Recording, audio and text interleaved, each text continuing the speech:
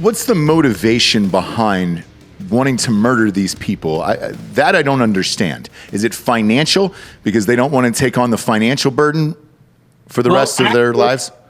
Actually, one size does not fit all, but I could tell you the majority of these healthcare serial killers throughout the world, including in the VA system, suffer from something called Munchausen syndrome by proxy. And what that incredible name actually implies is that these Munchausen syndrome are people who would intentionally harm themselves and then go into a hospital seeking care, seeking somebody to really feel sorry for them, to take care of them, to show them the attention they don't get.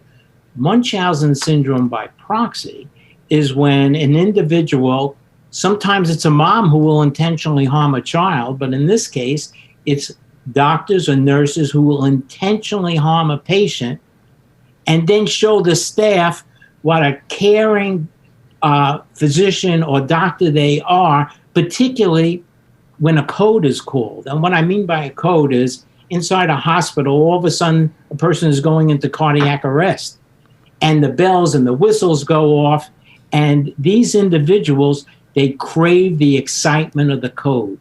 So they will actually put a person into a code situation and then show off to the staff what a fantastic caregiver they are, what a great professional they are by trying to save this person. Of course, they caused the code to begin with, and more often than not, the patient does not live, but the staff is impressed with their skills. In fact, there was a nurse serial killer in Massachusetts, at the VA hospital in Massachusetts, and the doctors would say, if I ever coded, I would want this nurse to come. She's fantastic. She takes charge. She starts barking orders out to the young interns who are scared shitless and don't know what to do. And this is the excitement that they crave. This is not only true in the VA system. I mean, this is true throughout the world.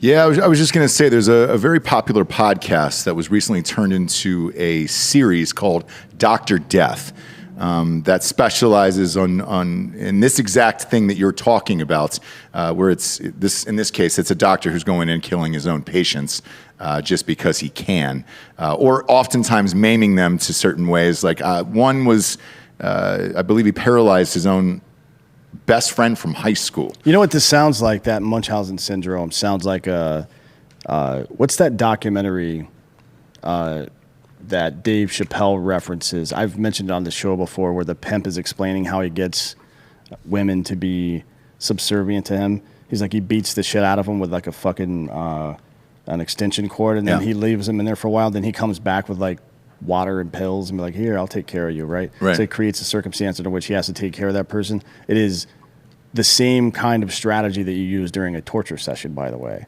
So these people there's something fundamentally wrong with them as human beings. And somehow they slip through the cracks and wind up in medical service. There's only one rule in medicine: it's do no harm, right? And it's existed before Western culture existed. It's been around for a while.